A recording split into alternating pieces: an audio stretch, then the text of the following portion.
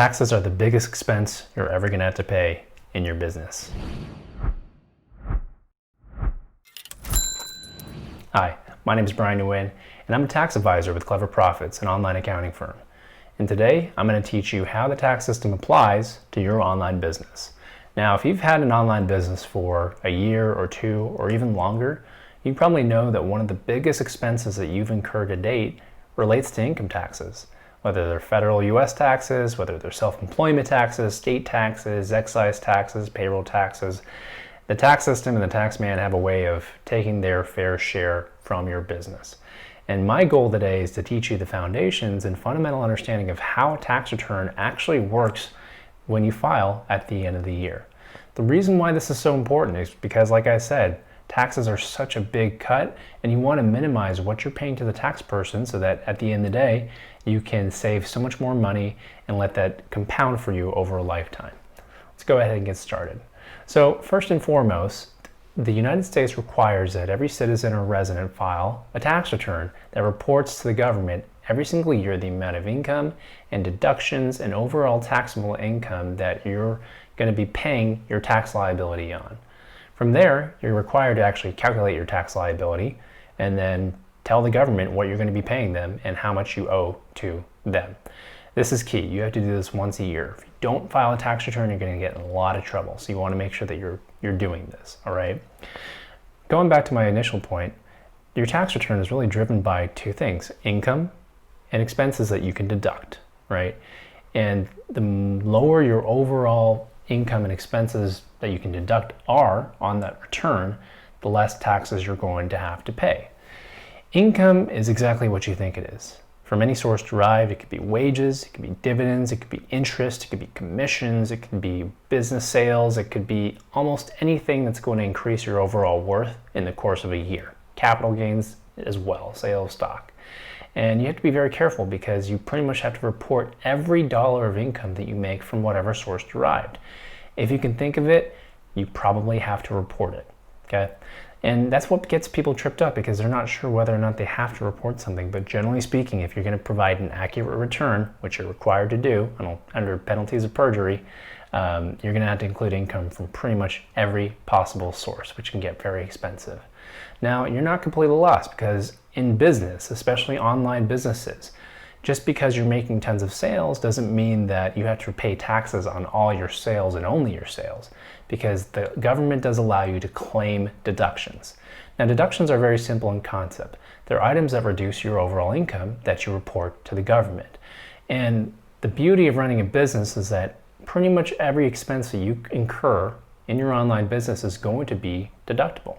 So for example, if you spend $1,000 on advertising, well, guess what? That's probably going to translate to a deduction against your income, which means it's going to lower your overall tax liability.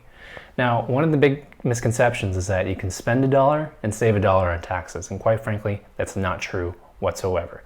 Generally speaking, if you spend $1 in your business, it's going to translate to a reduction in tax equivalent to whatever your marginal tax rate is, which we'll get into in a moment. But it doesn't mean that you can spend $1 to save $1 in taxes. That's not how it works.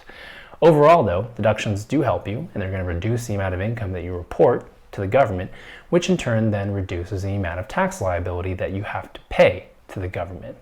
So really our goal is simple. We want to minimize income wherever it's possible and maximize deductions, because that's going to really reduce the amount of income taxes that you're going to have to pay. Okay? We're going to have an entire video series on what's deductible in your business and other cool tidbits and tricks and strategies that you're going to use to find more deductions. The next thing I want to talk to you about is really how to calculate your tax liability on your actual tax return. There's a few different forms of tax that may actually apply to you when you submit your return. You have income taxes based on what you have to pay to the federal government. But in addition, there is this crippling regressive tax called self-employment taxes. If you've ever worked a job, you'll know that you typically have to pay payroll taxes in the form of 7.5% or 7.6%, which is a pretty big cut to your paycheck because you're basically giving up 7.6% on every dollar that you earn, and you never see that again. Well, that 7.6% is really paid in to the Social Security system and Medicare to make sure that the government has a social safety net and will increase your Social Security benefits when you retire many, many years down the road. What you don't see though is that your employer, if you have a W-2, is also paying another 7.6% on your behalf that you don't ever see as part of your paycheck. Well, when you add those together, 7.6% plus another 7.6%, that's 15%. And well, that's the equivalent of self-employment taxes. It's really any earnings from self-employment from your online business are going to be subject to this additional 15% self-employment tax on top of the income taxes you're already going to be paying. So it's like you're getting double penalized. I mean, you're getting credits with Social Security, but it can get expensive very, very quickly just by putting money, making money in your business.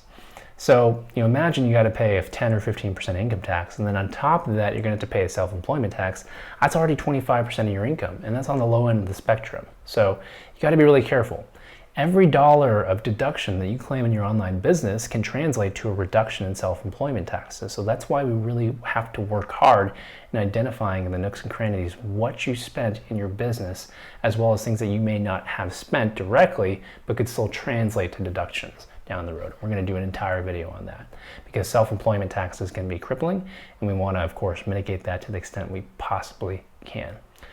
Overall, once you've calculated your taxable income and once you've calculated your income taxes and determined what your self-employment tax is, there's not much left. That's mostly going to be your tax liability for the year.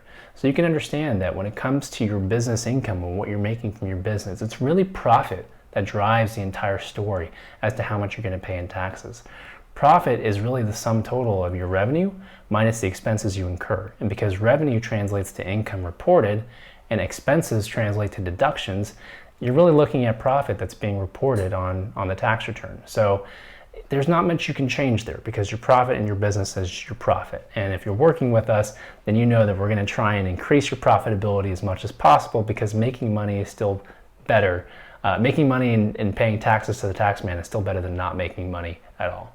And contrary to popular belief, paying taxes is actually a good problem because if you're paying taxes, that means that you're actually making economic improvements to your overall status. You're making money from your business or whatever other sources you have in income. So, overall, we want to reduce it as much as possible, but if you have a tax liability, it's generally a good sign. Now, at the end of the year, your tax return is filed on what we call Form 1040. This is the form that you submit with the Internal Revenue Service.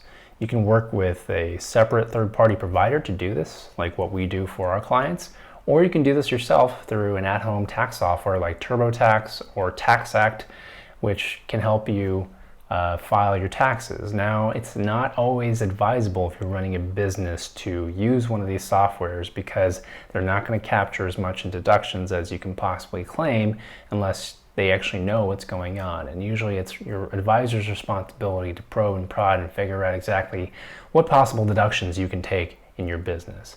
Software is going to have a much harder time doing that. But overall, no matter what route you take, you should definitely be working with something or someone to actually file your taxes. The due date is April 15th of the following year. So for example, right now, as you're watching this video, we're in 2021, we're in 2020, and the due date for the 2020 tax year is going to be April 15th of 2021. So you really have 3.5 months afterwards. Now, you can always file an extension, which gives you additional time to file your return. However, paying taxes is a different story. You typically have to pay taxes regularly and ratably throughout the year in the form of estimated taxes or withholding, which we're going to do an entire video on. And at the end of the year, once you've hit the April 15th deadline, you have to pay whatever taxes you owe on that day.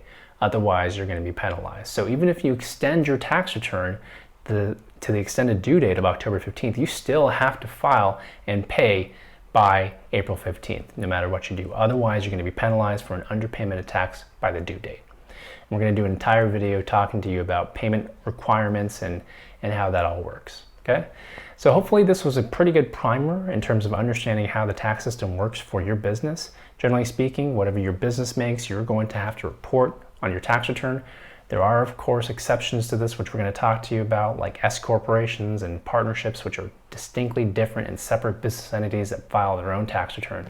But ultimately, some way, somehow, whatever income your business makes is going to be taxable, whether it's reported on your tax return or a different business return. Thanks, and I hope you enjoy this video. Please go ahead and like, share, subscribe, and catch the next one in our series. Thank you. If you liked what you hear and you want to take advantage of more tax strategies, we have so many more videos on the channel that are going to be coming out explaining how we help our clients save tons of money. And you can check out the videos by hitting that like, share, subscribe button and go into the next one right here.